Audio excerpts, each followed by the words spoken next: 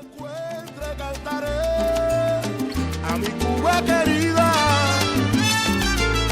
Vengo de donde el sol calienta la tierra donde nací. Bienvenidos a todos y a todas. Esta es la séptima charla latinoamericana. Se está terminando de a poquito. Nos queda un encuentro más de este año, pero vamos avanzando. En este encuentro vamos a estar hablando sobre la realidad que está atravesando Cuba. Vamos a hablar sobre la realidad cubana.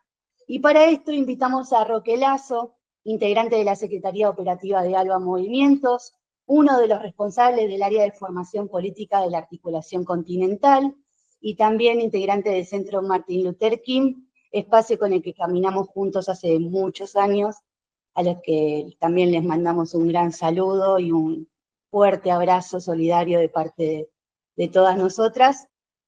Hoy Cuba está siendo parte de las noticias internacionales por el paso de distintos huracanes que dejaron extensas partes de la isla sin luz.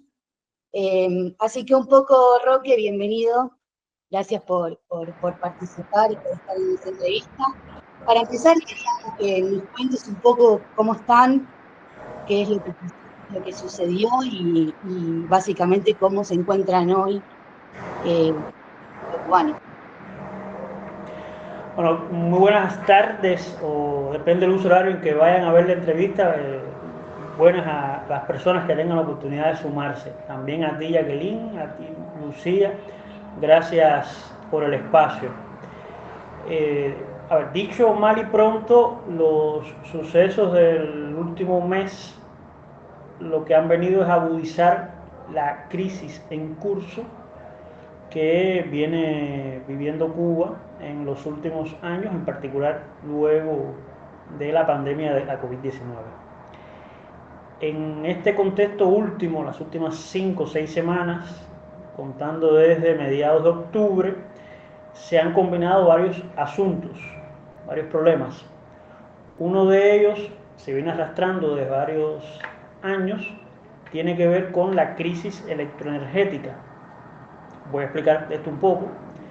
Y el otro tiene que ver con fenómenos naturales que, producto de la crisis climática, afecta a países del tercer mundo, a países caribeños, a países insulares como Cuba, de una manera mucho mayor que lo hacía hace 50 años. Y ha sido el paso de 2 huracanes, uno por el extremo oriente, otro por la zona occidental, a lo que se unió, y no tiene que ver ni con la crisis electroenergética ni con la crisis climática, 2 terremotos en la zona oriental del país, en un asunto que no se veía hace por lo menos 70 años. Dicho esto, esta presentación es en las últimas 5 semanas. ¿Qué ha sucedido? La situación del sistema electroenergético nacional cubano ha hecho un pico en la crisis que viene dando cuenta en los últimos 5 años. Para ubicar a las personas que nos están viendo o van a escucharnos por otra vía, Cuba tiene una superficie de poco más de 110.000 kilómetros cuadrados y tiene una demanda máxima de 3.200, 3.300 megawatts diarios. Es decir, en un día la demanda máxima en verano llega a ser 3.200, 3.300 megawatts, que es una demanda máxima similar a la de un país mucho más pequeño como República Dominicana, que está al este de Cuba, que tiene 40.000 kilómetros cuadrados, que tiene una misma demanda máxima, o de un país todavía más pequeño como Puerto Rico, todavía más al este. Es aproximadamente similar la demanda de electricidad en un día. En invierno es un poquito menos, como cabe esperar. ¿Qué ha venido sucediendo? Que esa demanda máxima de 3.200, 3.300 megawatts se ha venido afectando en los últimos meses con un déficit de generación, es decir, con cantidad de energía que no puede servirse a la población, que a principios de año rondaba los 400, 600, a lo mejor 800 megawatts. Estamos hablando del 25% de esa demanda sin servirse, pero que entre septiembre y octubre ha hecho picos diarios, como en el día que estamos hablando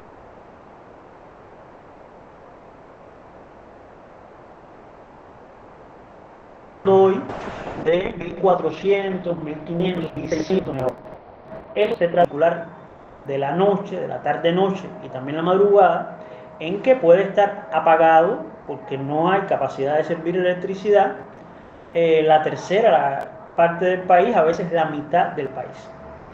Eso se traduce, estos números se traducen en que hay familias cubanas que estamos soportando apagones de 16, 18 horas, 14, 12 horas, en dependencia de la localidad, no es lo mismo el campo que la ciudad, etc.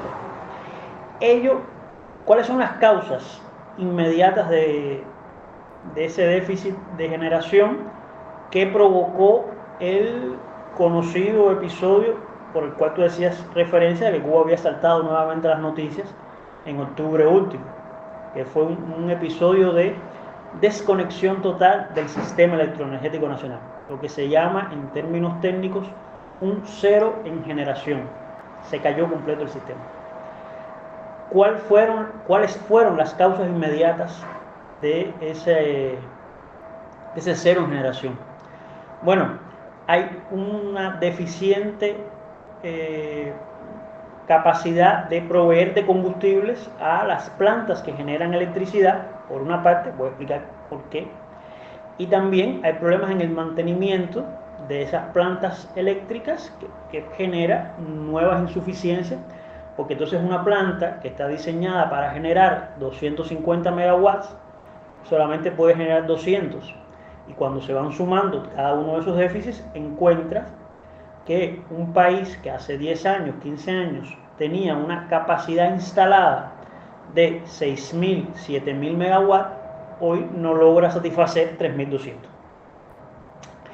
¿Cuáles son las causas últimas de por qué se da esta situación? Una, problemas con el funcionamiento mismo de las termoeléctricas, y dos, falta de combustible. ¿Cuáles son las causas últimas? Bueno, radican en la política de hostilidad norteamericana hacia Cuba, la política de bloqueo, de guerra económica, porque no tiene otra manera de decirlo. Yo, entre paréntesis, hago una invitación también a evitar los términos embargo, medida coercitiva unilateral, porque nada de eso describe la magnitud de la guerra económica contra Cuba. ¿Qué sucede? En materia de combustibles, las necesidades de importación anuales de combustible de Cuba, para cubrirlas se necesita de dinero, y no poco dinero, y se necesita que ese dinero esté en tiempo para pagarle a los proveedores, y se necesita que ese dinero en tiempo para pagarle a los proveedores pase por determinadas instituciones financieras internacionales. Producto de la guerra económica, sucede que, primero, no se dispone de todo el financiamiento, que no son solo los combustibles, voy a comentar eso después. Segundo, que puede ser que se disponga del financiamiento, pero que no se disponga a tiempo, voy a comentar también por qué. Y tercero, puede ser que se disponga del financiamiento, que se disponga a tiempo, pero que los bancos, mediante los cuales se hacen los pagos, no estén en disposición de hacer esos pagos por tratarse de transacciones cuyo origen o destino, o al menos una de sus partes, tiene que ver con Cuba.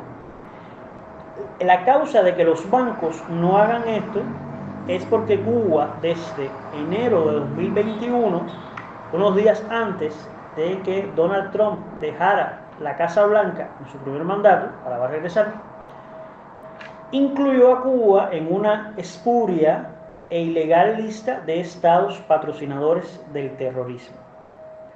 Además del escándalo moral que significa una cosa como esta, es decir, de un país como Cuba en una lista de países patrocinadores del terrorismo, lista elaborada por Estados Unidos, además del escándalo político que esto significa, esto tiene consecuencias prácticas muy concretas, una de las cuales es las que tienen que ver con los problemas en el sistema financiero internacional.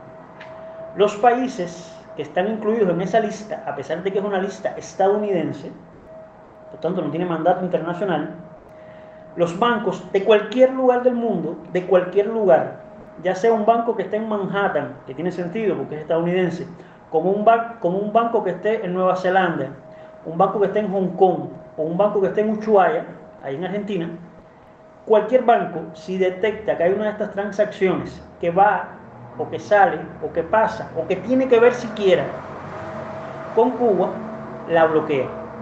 Esto no es exageración retórica.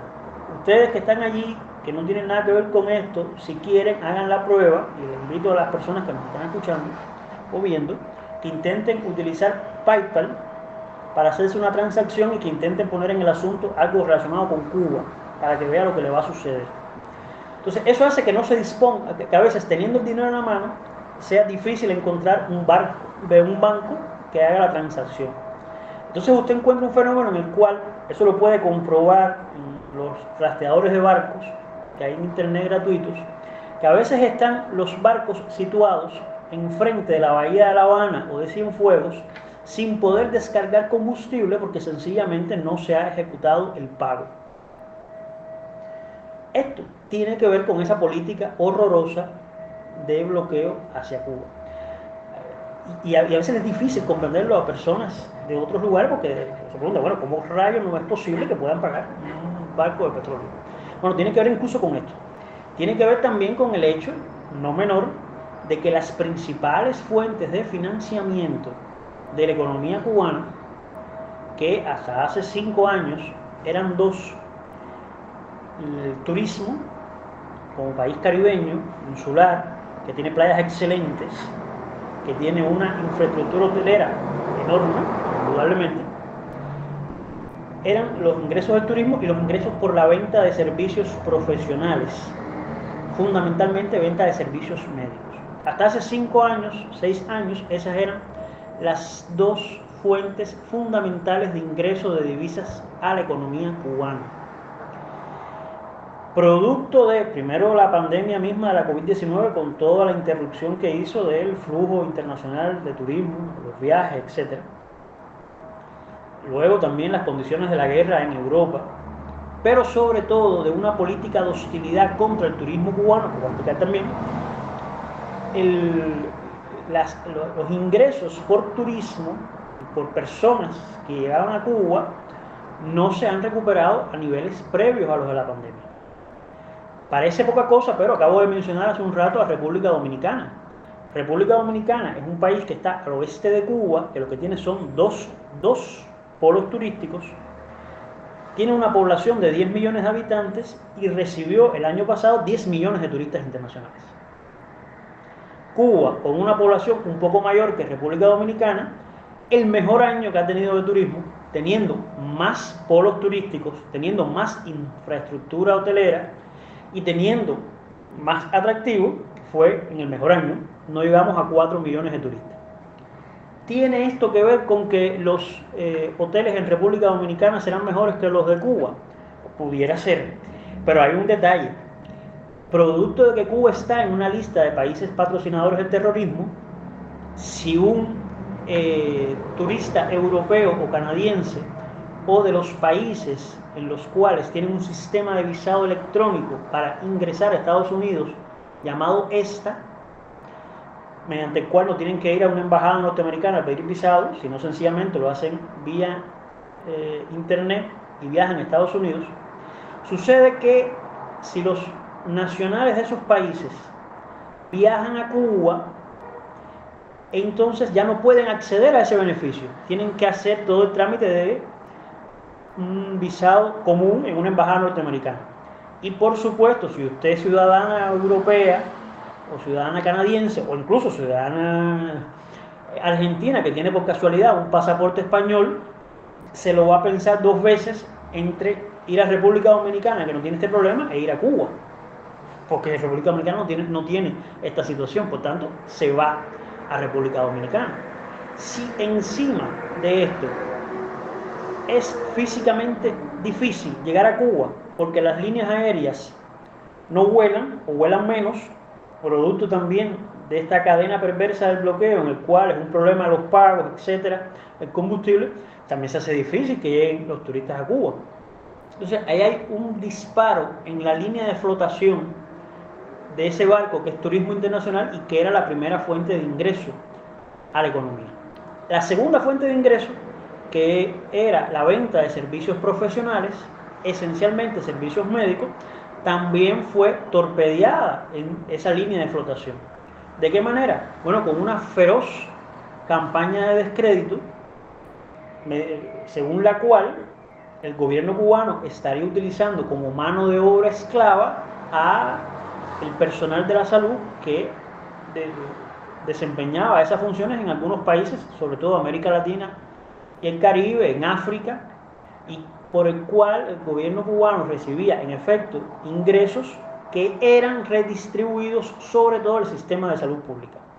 Hasta el año 2019, el sistema de salud público cubano esencialmente cubría sus gastos de divisa, todo lo relacionado con importar los medicamentos que se importaban, el material gastable, todo lo que tenía que ver con el gasto duro de divisas, se mantenía a partir de los ingresos que proporcionaba la venta de esos servicios médicos. Por tanto, lo que era un programa de beneficio indudable para los pueblos de la región, donde no había aparecido jamás en la vida ningún médico, y el primer médico que aparecía era un médico cubano, y que ciertamente el gobierno de ese país le pagaba al gobierno cubano por la presencia de ese médico ahí, lo que era un beneficio para las personas de ese lugar remoto, Brasil, por ponerlo en un sitio donde fue más grande el programa. Y era beneficio para el sistema de salud público cubano porque permitía con esos ingresos sostener un enorme y costoso sistema de salud pública, que además es universal. De pronto se vio cortado producto de esta campaña infame. Entonces, cuando la economía cubana se encuentra en los efectos de la pandemia de la COVID-19, con esto que acabo de apuntar de la venta de servicios médicos, con los problemas derivados del turismo, más los errores propios que indudablemente ha cometido el gobierno cubano, que la pregunta que lleva aquí es, bueno, lo raro es que no haya cometido errores todavía más grandes. Se encuentra en una situación de crisis que tiene otras expresiones en el ámbito económico, indudablemente, los problemas con el abastecimiento de alimentos, los problemas con el transporte, con otra serie de asuntos, pero tiene un pico muy visible, porque es el que vive todo el mundo, que es el problema del sistema electroenergético nacional, que además no tiene una solución fácil en el corto plazo, tampoco en el mediano, a pesar de los esfuerzos por diversificar la matriz energética, entre otros asuntos, pero que tampoco es algo que se solucione de inmediato, ni es, porque como todo esto es un círculo vicioso, no es que tampoco Cuba sale a pedir un crédito al FMI o al Banco Mundial para que rápidamente le resuelvan o combustible o instalar un parque fotovoltaico y cosas parecidas. Es decir, esas soluciones que hemos visto, para no ir más lejos, en Ecuador, que pasa una crisis electroenergética de causas distintas, pero muy similares en sus manifestaciones, como la de Cuba, de que salieron rápidamente, el FMI apareció con un préstamo y gente aparecieron con préstamo.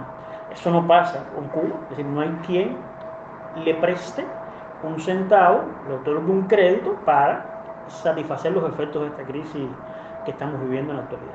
Entonces, el momento actual tiene que ver con eso. Eso fue lo que pasó el 18 de octubre, viernes, se desconectó el sistema electroenergético completo, pasaron 3 días para que eso se solucionara, y muchas dificultades, pero hoy seguimos teniendo las mismas causas estructurales que propiciaron ese apagón del 18 al 22 de octubre.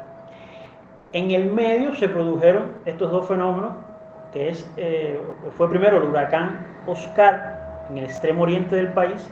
Yo apuntaba que tiene que ver con la crisis climática, porque el huracán entró con una inusitada intensidad por una región donde no solo no suele llover, sino que además es conocida como el semidesierto cubano, imagínate. y dejó un lamentable saldo de 9 personas fallecidas, que si fuéramos a guiarnos por los números que dejan estos desastres en otros lugares parece poco, pero para nosotros en Cuba nos parece una enorme cantidad de personas, porque los saldos de personas fallecidas en Cuba por el paso de huracanes son 0, generalmente, muy pocas personas. La causa primaria de por qué fallecieron estas 9 personas, todas las cuales nos duelen, incluyendo un niño de 5 años, es porque el paso del huracán se produjo justo en el momento en que estaba todo el país apagado, producto de este apagón. Por tanto, el mecanismo habitual, que es la fortaleza de la defensa civil cubana, que es el de información adelantada para buscar las vías de evacuación, etc., no se produjo.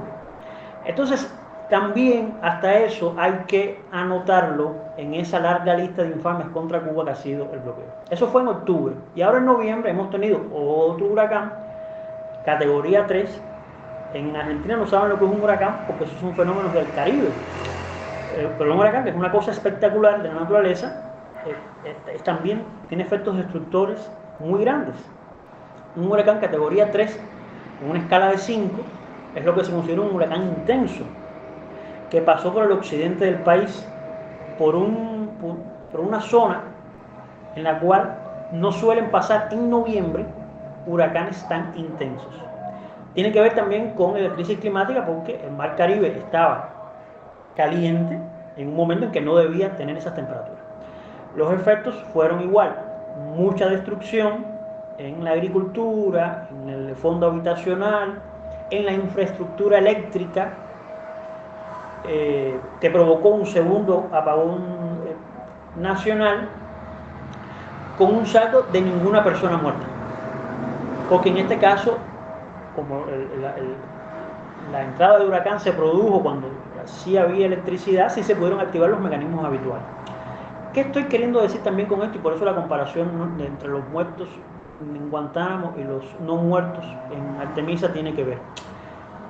Que esto da la idea de las potencialidades que tiene un sistema como el cubano, no solo para proteger la vida humana en condiciones excepcionales como la del paso de un huracán, sino para hacer otro montón de cosas que esas potencialidades están truncadas producto de una relación económica con la principal potencia del mundo, que es absolutamente irracional, que impide el desarrollo de una manera brutal.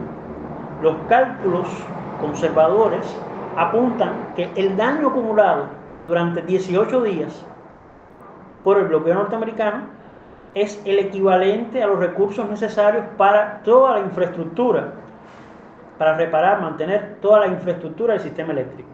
No es la simpleza de que si quitan el bloqueo 18 días vamos a tener ese dinero. No se trata de eso. Se trata que es tan grande los daños del bloqueo que en apenas 18 días se acumula todo el daño equivalente a la necesidad anual para reparar las termoeléctricas. Entonces, esa es la situación actual, una situación de crisis con un pico en el área, en el sector electroenergético, y que ha catapultado a Cuba a las noticias, como bien tú has señalado al inicio. Bueno, creo que muchas gracias. Fuiste muy claro, digamos, explicando todo el contexto, ¿no? Desde eso, desde la situación más particular de los huracanes, digamos, y la falta de electricidad, y eso conectado, digamos, con el bloqueo económico, digamos, financiero que vive Cuba por Estados Unidos, y que sigue siendo, digamos, más allá de que todos los países del mundo se opongan, digamos, en que siga el bloqueo, sigue ahí y sigue causando, digamos, también el efecto que causa en la economía de Cuba, que bien nos mencionabas y que era una de las preguntas, digamos, que seguía. Así que te queríamos preguntar ahora, digamos, por cuál es el impacto político y en términos de movimientos de movilización social, digamos, si generó alguna situación particular o se viene generando alguna situación. Entiendo que eso, que la crisis, digamos, viene impactando, digamos, más fuerte desde 2021, como mencionabas, o bueno, también nos vamos a comentar, digamos, a 2019. cuál es como un poco la situación política y social, digamos, que están viviendo en este momento, más allá de lo particular del huracán, de los huracanes. Gracias, Lucía. En efecto, a ver, toda esta crisis del sistema electroenergético no es el espectáculo de un rayo en una tarde de verano y el cielo soleado. Se produce en un escenario donde hay también otras crisis en curso, no solo nacionales, sino también internacionales, que tocan a Cuba. Sí, los efectos de la guerra en Europa también tienen efectos en Cuba. Las tensiones geopolíticas mundiales también tienen efectos en Cuba. Es decir, ese escenario que en América Latina y el Caribe tiene su expresión en esa confrontación entre la extrema derecha y los sectores populares, y que a juicio mío, de manera incorrecta, le llaman polarización, también llega a Cuba de otras formas. Entonces, eso es un primer elemento, ¿no? Hay un contexto internacional que también es adverso a la propia existencia del proyecto de la Revolución Cubana. Ese es un nivel. Hay otro nivel que tiene que ver con los 65 años de historia reciente de la Revolución, donde la hegemonía revolucionaria también ha tenido una evolución y en este minuto sin duda se encuentra deteriorada la hegemonía misma de la revolución. ¿En qué sentido? Hay una erosión de los valores de contenido socialista, tiene que ver con un montón de causas, la larga crisis que se arrastra desde los años 90, la propia situación internacional donde los valores del socialismo están bajo un ataque extraordinario, y las propias condiciones en las cuales ha tenido que sobrevivir este proyecto. Porque, por supuesto, es difícil, es complejo tratar de convencer a las personas de que el socialismo es un sistema de organización superior cuando estás 12 horas en apagón. Es un problema. Entonces, se unen estos elementos y conforman un escenario de deterioro de la hegemonía revolucionaria, que no es irreversible, que no es la antesala de la muerte de la revolución ni cosa parecida. Estoy sencillamente poniendo los datos de cómo funciona y que tiene que ver también con la prevalencia de un sentido común que es ahora favorable a salidas capitalistas de la crisis actual.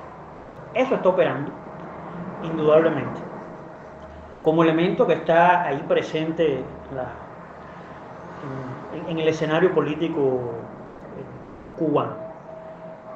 ¿Esto es mayoritario? No hay datos de que sea mayoritario en lo absoluto, pero es realmente existente.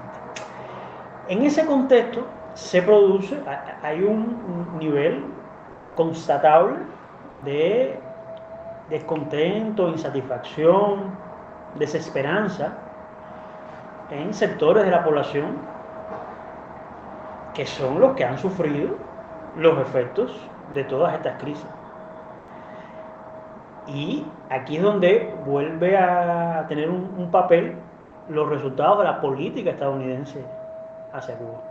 Es decir, buscar la desesperanza, buscar el descontento, es también un resultado de esa política. No porque se me ocurra a mí decirlo, lo estoy comentando aquí con ustedes en este espacio.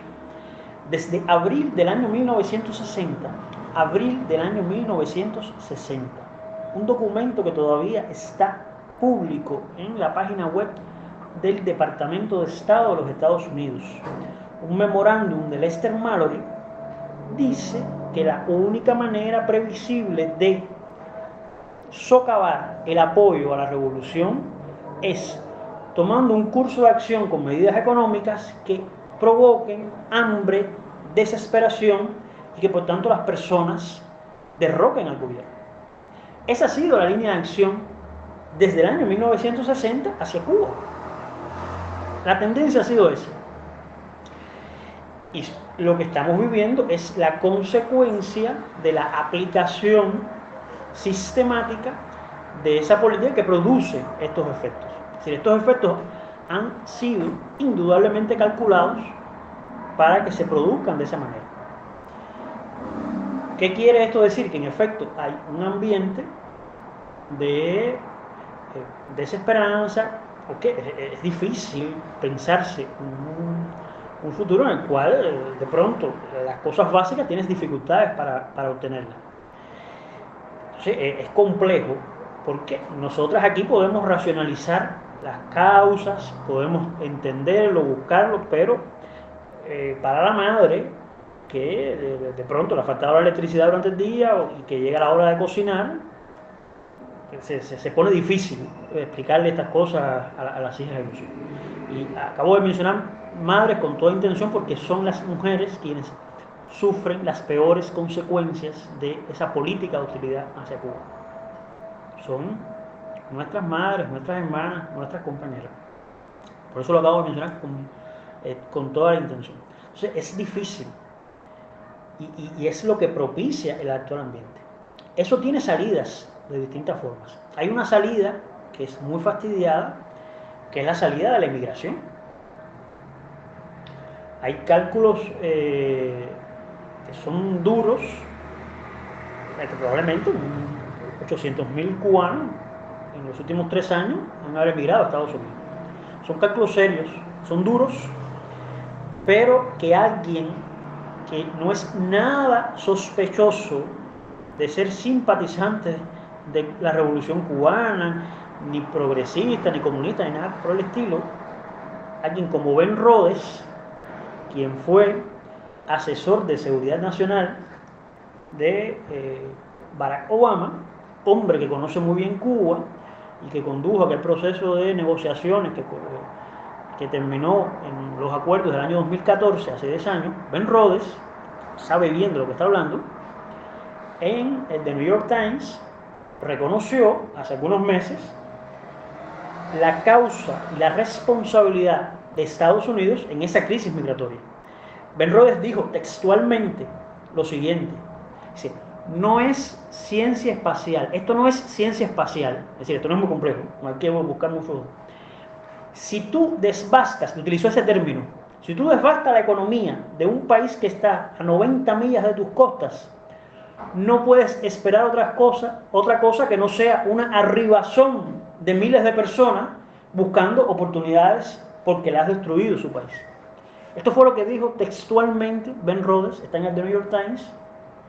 Creo que no está en las páginas de suscripción, por tanto, como es gratuito, pueden encontrar esa página ahí en el New York Times y comprobar cómo Ben Rhodes reconoce la responsabilidad del gobierno norteamericano en una cosa como la crisis migratoria, que en efecto significa también o expresa la manera en la cual un sector de la población asume los efectos de la crisis y además los asume legítimamente. No vamos a echar la responsabilidad a la persona que migra de ser migrante. No es eso. Porque son además también nuestras familias, nuestros compañeros, nuestra gente del barrio, y no es responsabilidad de quien migra dejar su tierra porque hay alguien que se la está destruyendo. No podemos decir eso. Hay otra posible salida al asunto, que son las maneras en las cuales las personas en Cuba y en cualquier otro lugar de América Latina y del Caribe o del mundo expresan su descontento, su enojo, su insatisfacción con el gobierno, y es mediante la protesta pública. Hemos visto en los últimos años, y en particular en estos momentos de crisis, cómo las personas, de manera más o menos organizada, están ejercitando lo mismo que hacen en cualquier lugar de América Latina. Es decir, se sienten afectadas en sus derechos, por tanto protestan de manera pública. Y lo hacen con un repertorio que no es exactamente el mismo, puede ser en otro lugar de América Latina o el Caribe, que no tiene exactamente las mismas causas, ni discurre por los mismos caminos, pero que no deja de tener en el fondo la misma elemento de insatisfacción por la manera en que se manejan las cosas. Ahora bien, acabo de mencionar dos cosas, la migración y la protesta pública como forma de afrontar los efectos de la crisis y que da cuenta de la situación política. Yo también quiero apuntar de que ambos elementos, tanto la migración como la protesta pública, son incentivados, agrandados, exagerados y politizados al extremo para que se perciban, sobre todo fuera de Cuba, como un elemento de una especie de crisis terminal de la revolución y también como expresión de una manera de ingobernabilidad que provoque un caos social, una subversión social y que por tanto implique algún tipo de intervención internacional en una situación caótica en el país, sin ambas cosas. Los escenarios tanto de migración como es en cámara lenta se ve menos, pero de protesta pública más o menos numerosa, y en algunos casos no son exactamente numerosas, pero puntuales, son el sueño húmedo de los enemigos de la revolución de prefigurar un escenario de crisis, de ingobernabilidad, de caos, que le abra las puertas a algún tipo de intervención extranjera. Entonces, por eso, lo que en un país como Argentina, Ecuador, cuando tienen problemas de electricidad y la gente protesta, hace un cacerolazo, etc., tiene una lectura, en Cuba tiene otras lecturas. Y las peores versiones de esas lecturas son las que se hacen fundamentalmente desde el exterior, desde la comodidad de algunos asientos en los cuales no van a recibir ni una piedra, de intentar con ello provocar un tipo de conmoción social que sea el final de la revolución. Entonces, esa es otra dimensión del ambiente político. Y hay otra dimensión que en las condiciones actuales rescatarlo a veces puede parecer o de los clichés o de las cosas que por románticas ya no habría que mencionar, pero es la dimensión de quienes hacemos una opción consciente, no solo por la resistencia, sino también por la solidaridad, por el restablecer las redes de ayuda en los barrios, por preservar lo construido. Esa es otra opción, y hay también millones de cubanas y cubanos que han seguido esa opción, que la siguen ejercitando y que en medio de las peores circunstancias lo han puesto de manifiesto. Lo hemos visto en todos estos años, los últimos 4 o 5 años, pero lo hemos visto en estos picos también de la crisis. Entonces yo quiero decir, no quería dejar de mencionarlos sobre la base de que también forman parte del escenario actual, esa opción de persistencia, de resistencia frente a la magnitud de la crisis actual. Y vaya que resisten, ¿no? Hace poco estaba recordando, en el 2022 hubo un huracán también muy fuerte, que se fue en el Pinar del Río, Pinar del Río, sí. Tuve la posibilidad de conocer todo lo que fue, primero el paso del huracán y las políticas que se generaron para esto, ¿no? Para que no haya muertos, para que se cuide la población, y fue impactante. A mí me impactó porque acá no lo vivimos. Todo esto que vos venías trayendo me hizo recordar eso. Y después todo lo que fue la campaña de solidaridad, que fue el mismo pueblo el que ayudó a recomponer toda esa situación. Eso es algo muy valioso que hay que defender. Desgraciadamente tenemos que hablar de Estados Unidos. Hace muy poco fueron las elecciones, el 5 de noviembre fueron las elecciones en el que ganó Donald Trump, y ahí teníamos como algunas preguntas que tenían que ver qué expectativas tienen ustedes con el segundo gobierno de Trump y si creen que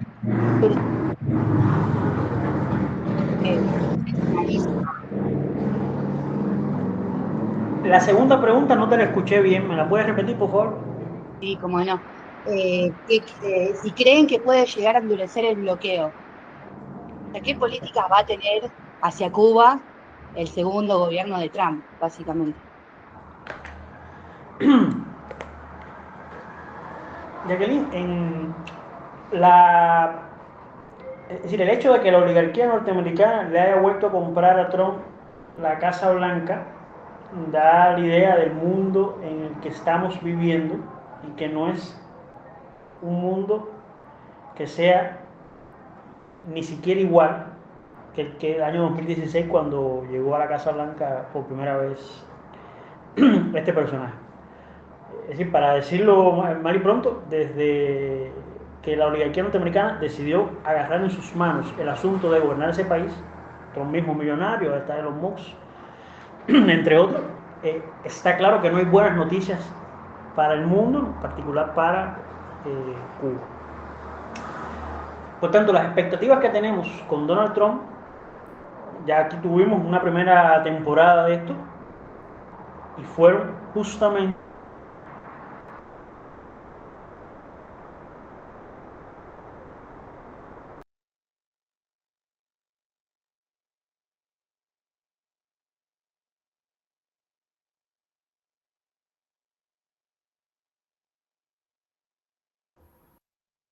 Se nos Creo fue. que nos escuchás. peores años en los últimos tiempos política anticubana. Los tímidos, ¿hola? ¿Me escuchan ahí? Perdón, se cortó. Hola, Ah, ¿escuchás? dime. Se cortó. Sí, sí. Justo cuando empezaste a hablar de Trump. Ah, bueno. Después de la primera temporada de Trump, nosotros vimos allí cómo los cambios minúsculos que había hecho Barack Obama durante su gobierno enseguida fueron retrotraídos. Fue justamente bajo la presidencia de Trump, la primera presidencia de Trump, que comenzó la persecución, y cuando digo persecución es persecución literal, de los barcos que transportaban combustible a Cuba. Eso comenzó en 2018-2019.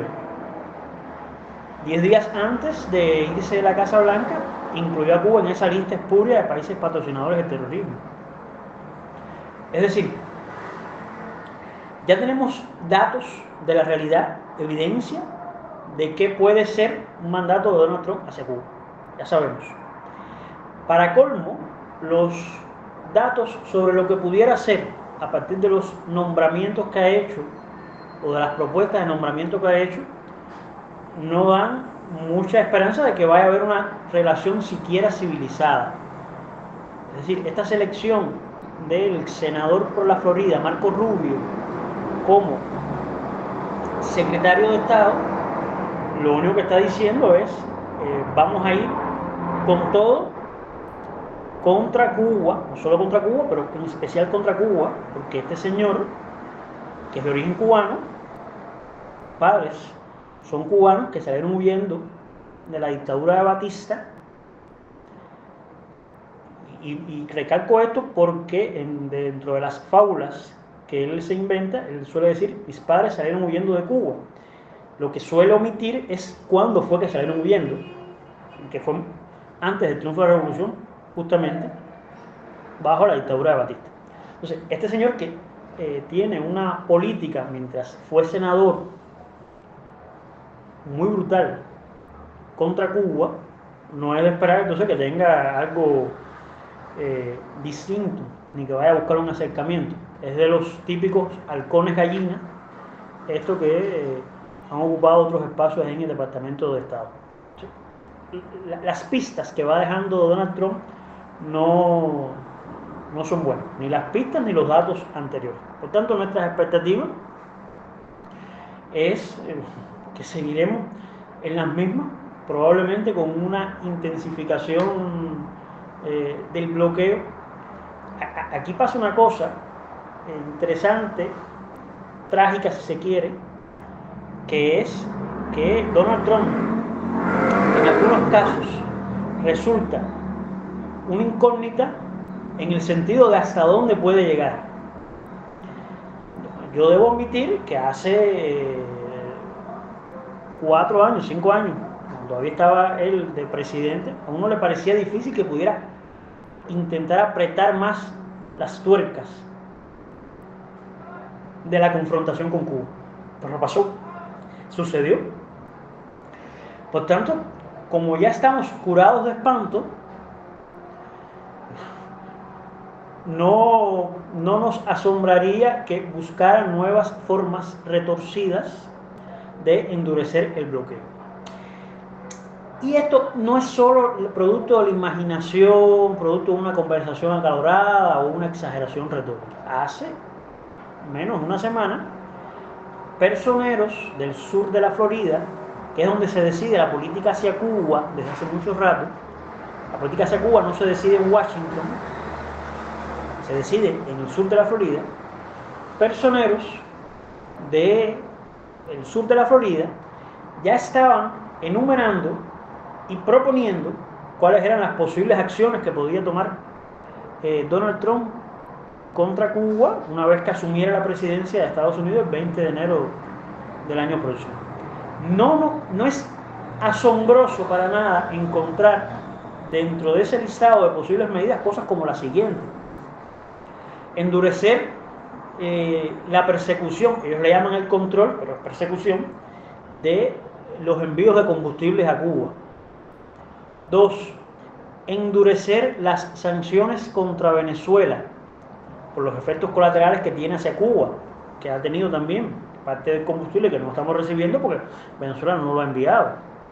3. Buscar alianzas regionales contra el gobierno cubano, y en eso prefiguran como un aliado incondicional, extraordinario, casi a nivel de relaciones carnales, como si estuviéramos en las Naciones 90, a el señor encargado de la presidencia de la Nación Argentina, que armó lo que armó después de la votación en las Naciones Unidas y de que Aramundino aparentemente votara a favor de Cuba.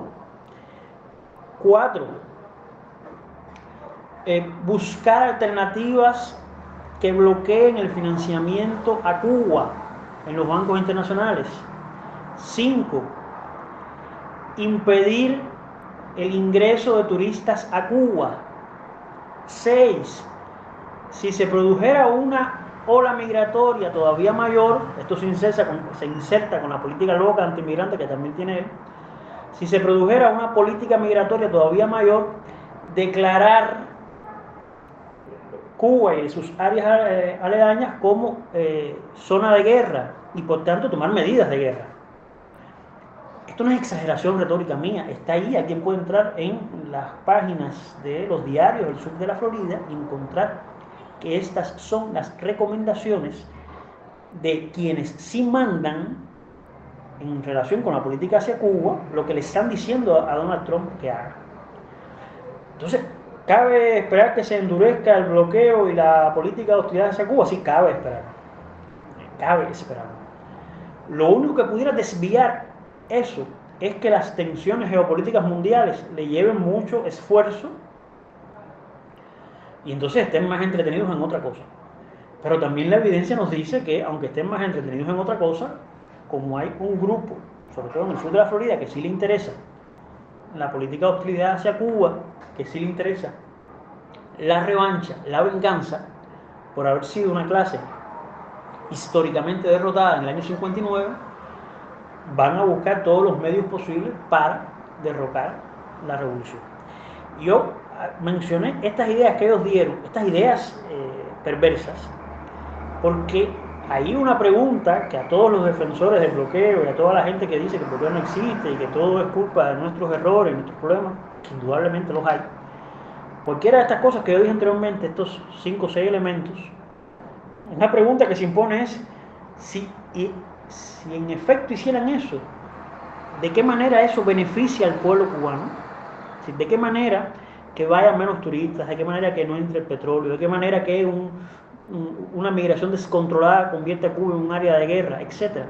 Beneficia a esta madre que yo les mencioné ahorita, que después de 12 horas sin electricidad tiene que ver que cocina. ¿De qué manera beneficia a quien está en una parada de transporte público y no puede alcanzarlo porque no llega sencillamente la guagua? Entonces, estos son los grandes defensores del pueblo cubano que desde fuera de Cuba, lejos de cualquier consecuencia, plantean este tipo de cosas. Entonces, mi querida Jacqueline, no tenemos ninguna esperanza de que vaya a ser un escenario, no ya mejor, ni siquiera decente, con la llegada de Donald Trump a la Casa Blanca en enero próximo. Hace poco estuvo la cumbre de los BRICS y Cuba ingresó a ese grupo económico. ¿Cuál es la expectativa que tienen con respecto a eso?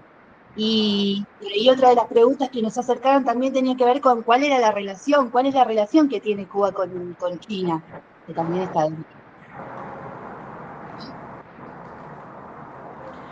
Bueno, vamos por partes.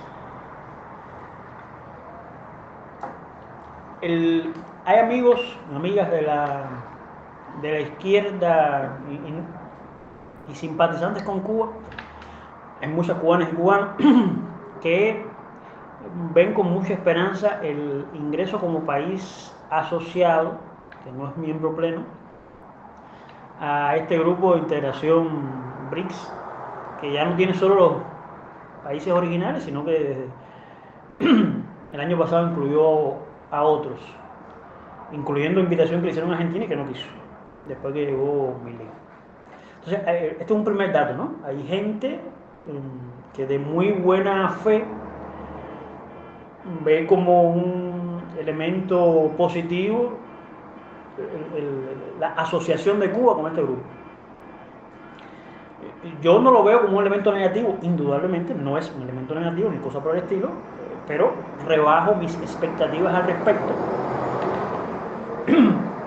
porque los BRICS, dicho mal y pronto, se trata de un grupo que desde el sur global intenta disputar la hegemonía del norte global y por tanto entra en las dinámicas propias de ese tipo de disputa hegemónica. Esta indudablemente funciona como una alternativa y por ejemplo, para el caso nuestro, vemos con mucha, ahí sí, esperanza, las posibilidades que nos puede ofrecer algún tipo de acceso a los financiamientos que emerjan del Banco del BRICS, cuya sede está en Shanghái, pero la presidenta es la exmandataria brasileña Dilma Rousseff.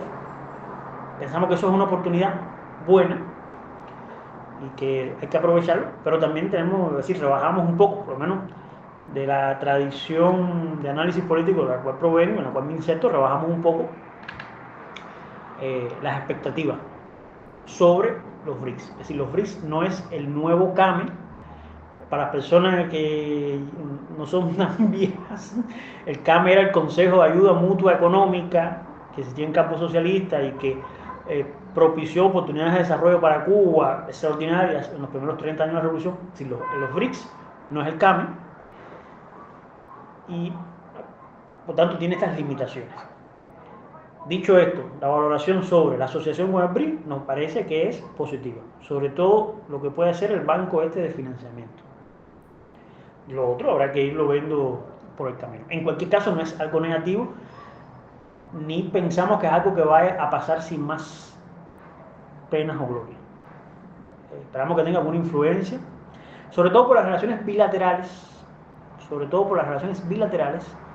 que Cuba tiene con algunos de sus países. Estoy pensando, por supuesto, en Rusia, estoy pensando, por supuesto, en China, y ahora voy a responder la pregunta que me hacías sobre China. Estoy pensando en la relación que tiene con Irán, que es otro de los miembros de los BRICS ampliado. Sí, las relaciones bilaterales con algunos de estos miembros que han sido históricamente beneficiosas para Cuba, en este contexto pudiera conducir a un mejor escenario. Dicho esto, el caso particular de China. Cuba fue el primer país de América Latina y el Caribe que reconoció a la República Popular China. en el año 1960, septiembre de 1960, cuando todavía nadie en la región reconocía como el gobierno legítimo de China al de la República Popular. Ya Cuba lo hizo en 1960. De entonces para acá, esa relación que es histórica, pero es también asimétrica.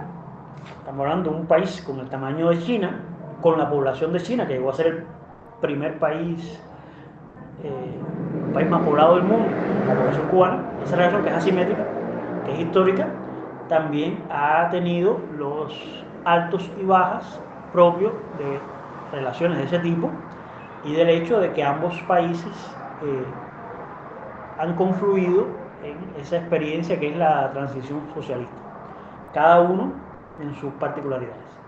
Cuando digo que ha tenido altas y bajas, es porque, históricamente me refiero, la posición de principios de Cuba en relación con, digamos, la invasión china a Vietnam en los años 70 fue vertical. Hay una frase que la gente recuerda mucho de Fidel Castro hablando de Vietnam, de que los cubanos estamos dispuestos a dar por Vietnam hasta nuestra propia sangre. Así fuera de contexto, la gente lo asocia con la invasión norteamericana, pero no, en realidad tenía que ver con aquella invasión china. Entonces ha tenido altos y bajos. Después de los años 90 ha sido una relación respetuosa, amistosa, que se ha enfocado a visitas de alto nivel en uno y otro sentido. Tanto Fidel como Raúl como Díaz-Canel han estado en más de una, estuvieron cada uno en más de una ocasión en China. A la inversa, los distintos presidentes chinos, desde Jiang Zemin, Hu Jintao, el propio Xi Jinping, han estado en Cuba. Entonces es una relación que a nivel político, de gobiernos, de estados, de partidos, es una relación profunda, que se entienden, vamos a decir, y que presuntamente a nivel económico cabría pensar, a quien desprevenidamente pudiera pensar que están en un nivel de profundidad también así extraordinario. Los datos no dicen eso. Si bien tú puedes encontrar en Cuba, no poco, como en América Latina, de presencia china, ¿no? Pero, dada la magnitud del tamaño de China, de la economía china, de las inversiones chinas en América Latina y el Caribe, acabamos de ver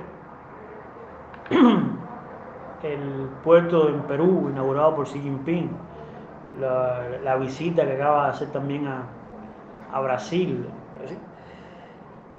Dada la magnitud de esa presencia china, uno esperaría que se reflejara en una relación económica distinta con Cuba, que fuera de mayor beneficio. Los datos hoy no aportan eso, no dicen eso. Si bien no deja de ser un país que en circunstancias concretas sale en auxilio, ayuda ante esta situación que hemos iniciado en la conversación de la crisis electroenergética, ha anunciado también su ayuda, etc. Pero hasta ahora no ha rendido todos los frutos que cabría esperar de una relación como esa. No obstante, hay una voluntad política al menos declarada de las partes de impulsarla. Veremos cómo se da. Pero sí, en efecto, incluso hay un sector de gente en Cuba que ve con buenos ojos esa relación, lo ponen como ejemplo para las reformas en curso en Cuba. A juicio mío, eso pasa por alto el hecho de que los chinos, todo lo que han avanzado, lo han hecho más que todo por chinos. Y eso no es poca cosa, ¿no? Los miles de años de historia tendrán algo que ver también en ese desarrollo. Pero bueno, se trata de esa la relación con China y con los BRICS. Ahí agrego una cosa que me parece importante, digamos, con respecto a los BRICS, esto que mencionabas con respecto a la imposibilidad de hacer transferencias financieras y ese tipo de cosas, sí me parece que puede ser importante, digamos, para Cuba, esta idea, digamos, como o de una moneda común o de una tecnología, digamos, en términos de intercambio, digamos, que pueda superar, digamos, al dólar y superar, digamos, también lo que es el SWIFT, ¿no?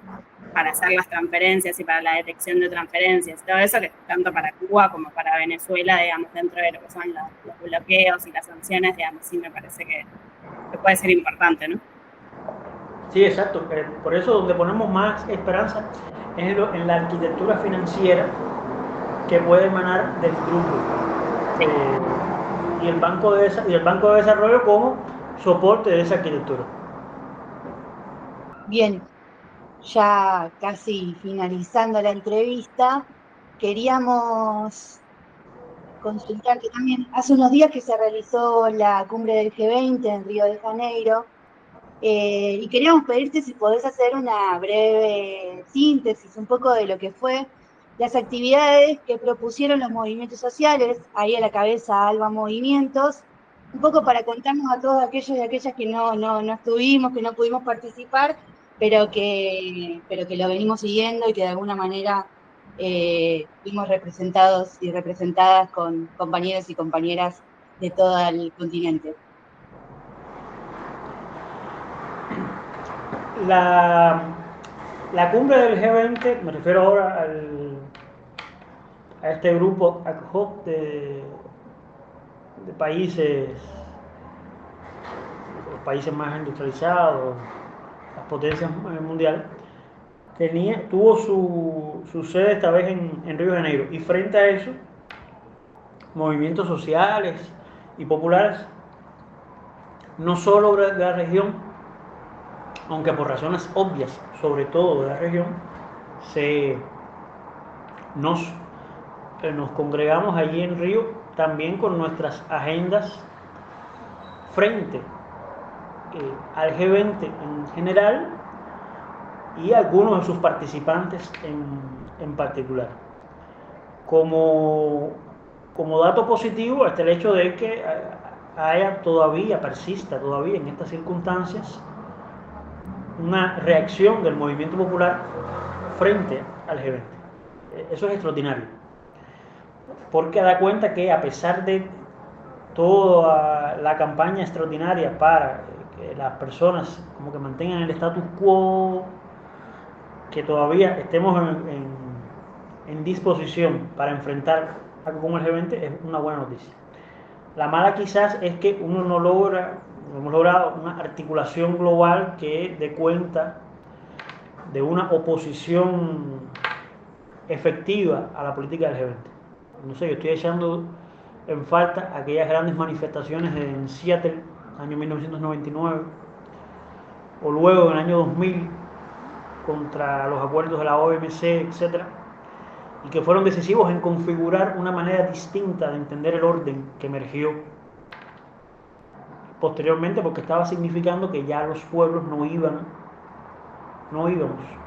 a mantenernos impasibles ante los efectos del consenso de Washington o de lo que fuera otro consenso en cualquier otra circunstancia.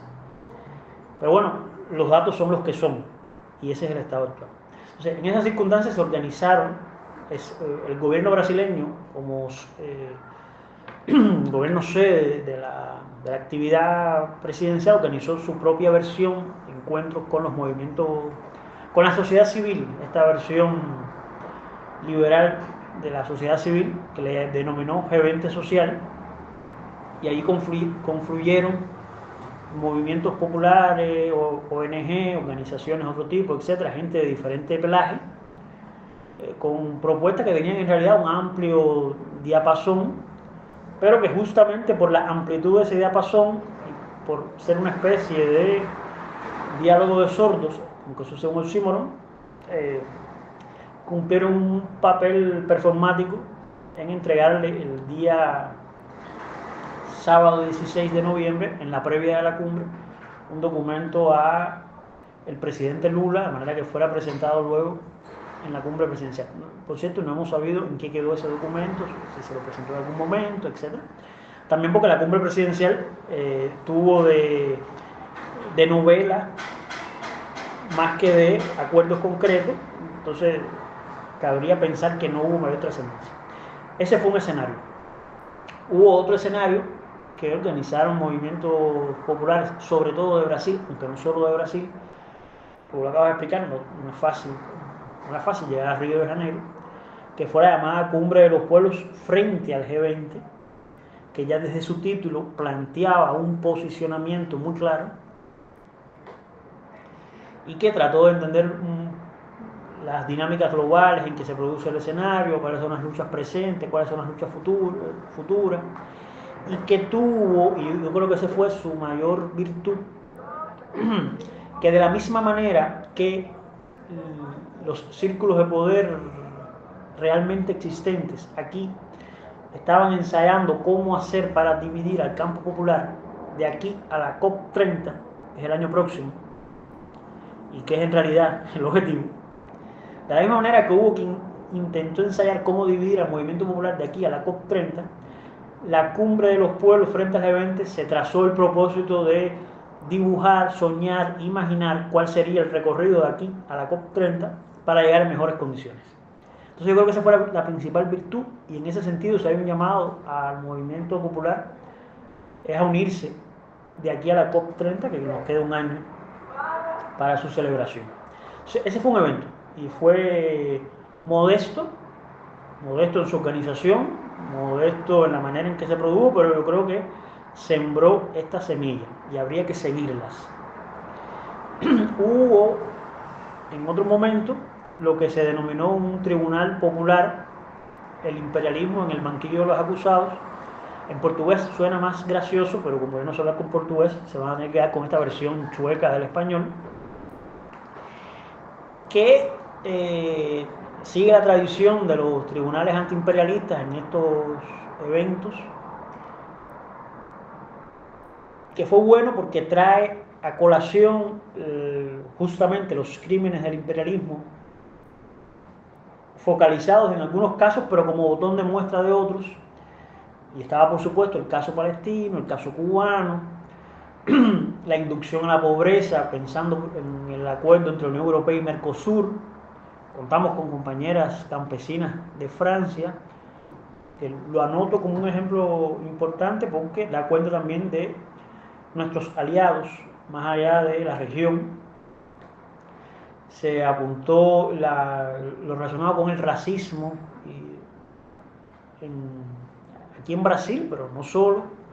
Entonces fue un escenario que trajo a colación esos crímenes documentados en la medida de lo que nos permitía el escenario, pero indudablemente muy profundos, con testimonios realmente conmovedores. Todavía estoy pensando en los conmovedores testimonios de la compañera de Palestina o del compañero de Haití, que denunció la intervención imperialista en curso en Haití, liderada nada más y nada menos que por Kenia, y que no ha resuelto el control agravado de la situación en Haití. Es decir, el escenario del tribunal antiimperialista fue también muy bueno, fue el que mayor, de todos estos espacios populares, mayor asistencia tuvo, mayor cobertura, y da cuenta, a juicio mío, de la posibilidad de armar, en términos de eficacia política, algún tipo de instrumento que permita juzgar con toda la ley, habiendo jurisdicción para ello, a personeros del imperialismo en otros tribunales. Y esa fue una segunda actividad importante. Y la tercera, que por su connotación fue la más numerosa, la más visible, la que paralizó una parte de las céntricas, bueno, en este caso no es céntrica, sino de la playa de Río de Janeiro, fue una marcha la mañana del 16 de noviembre, lloviendo, en Río de Janeiro, en solidaridad con el pueblo palestino. una marcha que habría agrupado 7.000, 8.000 personas, según constaté y según dicen quienes estuvieron también organizando. Yo creo que sí, que eran esa cantidad de personas. Pero bueno, más allá del número, que no deja de ser importante, es también que el reclamo se haya hecho en estas condiciones cuando han pasado ya 13, 14 meses de la más reciente escalada del genocidio, casi 45.000 muertos comprobados, más los que están debajo de los escombros. Y fue una marcha de mucha energía, todo hay que decir, de mucha energía. Las personas y las organizaciones, incluso aquellas que por alguna razón no habían estado en los otros espacios por diversas cuitas de esas que tenemos entre nosotras, se reunieron allí y los aupó la causa del pueblo palestino, que es hoy una de las causas que sirve también de cemento para unir los esfuerzos de los movimientos populares en la región. Y esas fueron las 3 grandes actividades, ¿no?, que ocurrieron de respuesta a la cumbre del G20. La traducción de esto es que eso debiera servir de ensayo para lo que vamos a organizar para la COP30 el año próximo. Y yo creo que como ensayo funcionó en uno y en otro sentido. Ahora vamos a darle y a ponerle todos los esfuerzos de manera de llegar en mejores condiciones a la COP30. Yo creo que esos son los aprendizajes de esas jornadas en Río de Janeiro.